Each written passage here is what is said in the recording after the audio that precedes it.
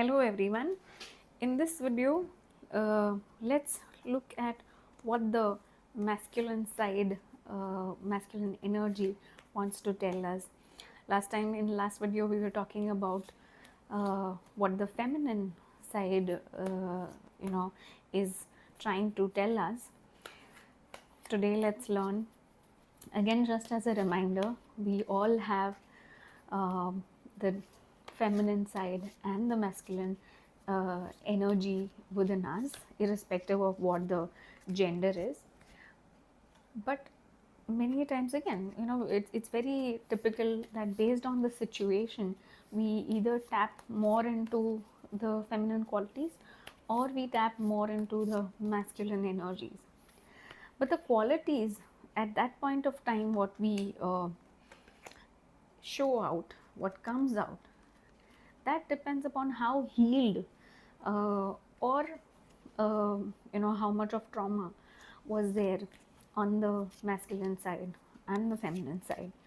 So today let's see what tarot kind of guides us, tells us that what is the what is the masculine side telling us. You are a warrior of light, capable of conquering any darkness. Visualize yourself as a powerful being of light, overcome any negativity. Trust in the flow of abundance. It is always available to you. Let go of worry and have faith that your needs will be met. Let's look at the emotion cards. Repression. Repression is I had forgotten putting on my mic, and before, at that time when I was shuffling, at that time also the repression card had come. Yes, so it shows that again it wanted to come. Repression is the state of hiding emotions or needs, preventing you from truly confronting your inner self.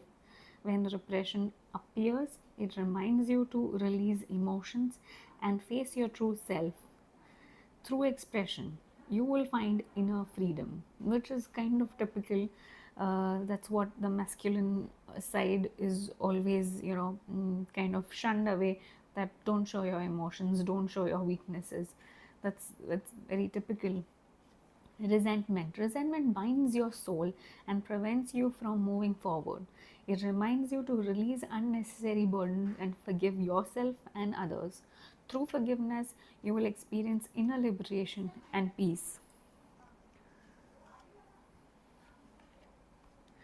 Both are talking of, the requirement to release and moving forward. Crossing into light, I face a new bridge on my journey to inner transformation. Like every day, I practice the laws of universal love. I approach the current situation with positivity, knowing it will help me grow and evolve. As I cross this bridge towards the light, I'm reminded of the true meaning of life. The path of light. Life places the perfect people and situations on my path to support my journey of inner growth. I possess the courage to progress despite any obstacles. I study my experiences, seeking the wisdom they offer. In this way, I improve each day. I choose to grow in faith, confident that at the end of my road, I will join the light. Cross the bridge and join the light. Let's look at the tarot cards.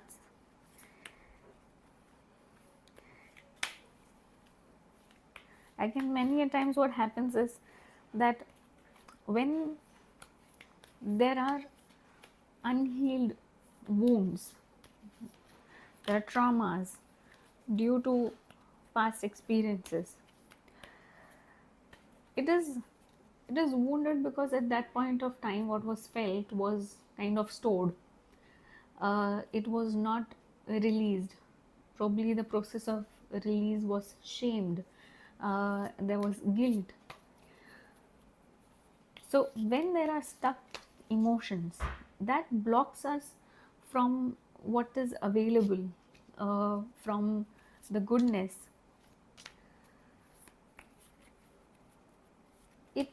also kind of somewhere blocks us from our true self, our true way, the path forward.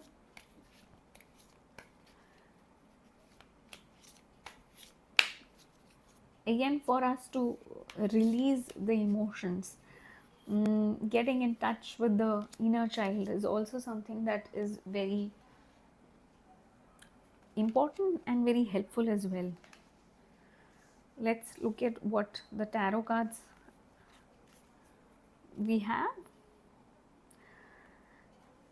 There is Three of Wands, Ace of Swords, Lovers, Six of Wands, Page of Cups,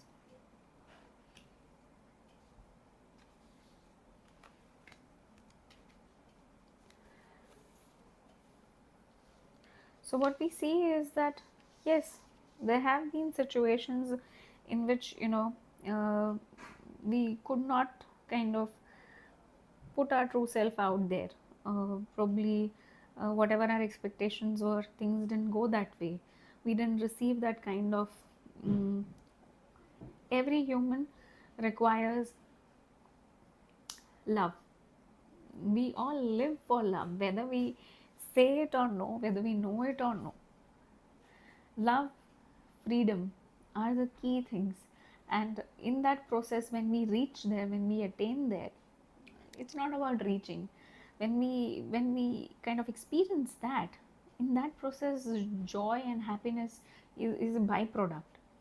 But when that love, in one way or the other, is kind of mm, you know you kept away from it, whether it could be parental love or love from romantic partners, um, some sort of respect from whether it may be work related, colleagues, or just community at large, or kids, when in one way or the other that love is being stopped, and when we don't convey that that thing which has stopped is something that bothers us, is something that we would like to continue to have it, but we are in that place that we find it difficult to show.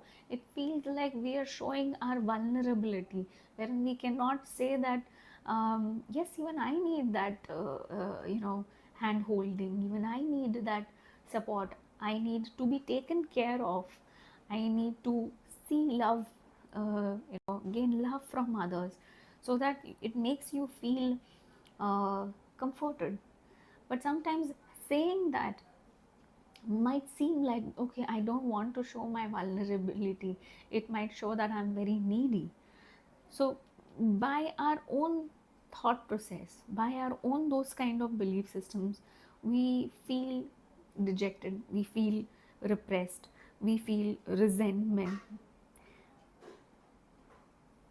and that kind of stops us from the flow of abundance. But when we kind of take charge of that, when we, in our heart, deep down, when we have that faith that no, I am on that path of light, I am very much capable of crossing the bridge. Right now, there might be challenges, that every day, everyone, no matter whoever, at whatever level they are, everyone has some or the other issue.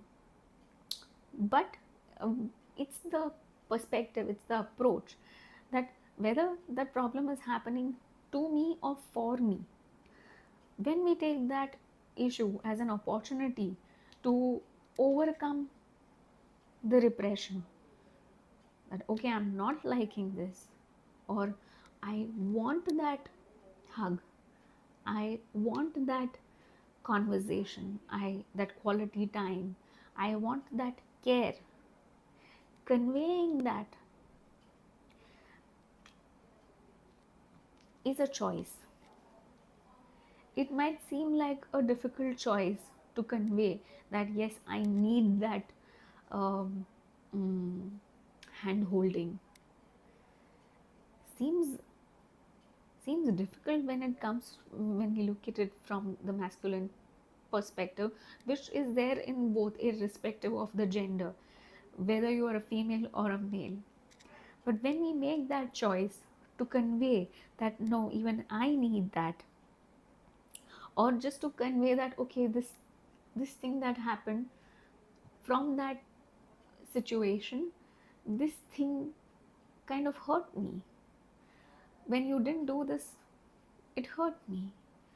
When you said that, it hurt me.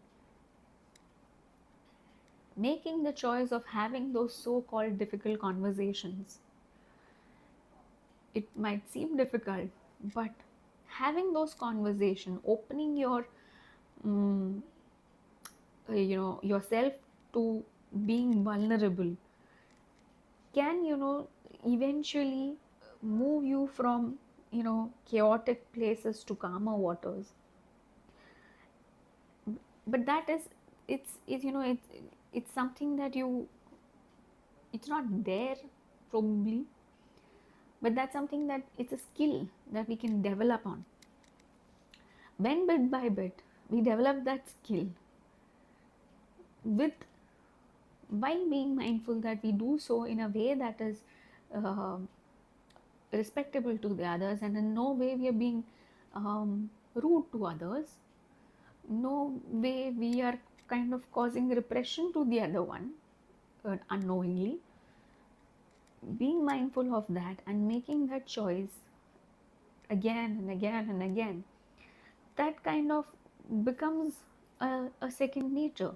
But for initially you have to be very mindful about that you make that choice, unknowingly. You just don't say no, or probably don't say yes, not being a people pleaser, or not being someone who just shuns people away and not let anyone get closer, so that they can read what's there in your mind or in your heart.